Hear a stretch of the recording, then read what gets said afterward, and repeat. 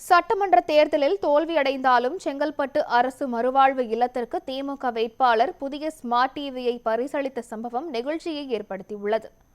செங்கல்பட்டு சட்டமன்ற தேர்தலில் மதசார்பற்ற முற்போக்கு கூட்டணியின் திமுக வேட்பாளராக போட்டியிட்ட MKT கார்த்திக் தண்டபாணி தேர்தல் பிரச்சாரத்தின் போது செங்கல்பட்டு அரசு மறுவாழ்வு இல்லத்திற்கு அவர் வாக்கு சேகரிக்க சென்றிருந்தார்.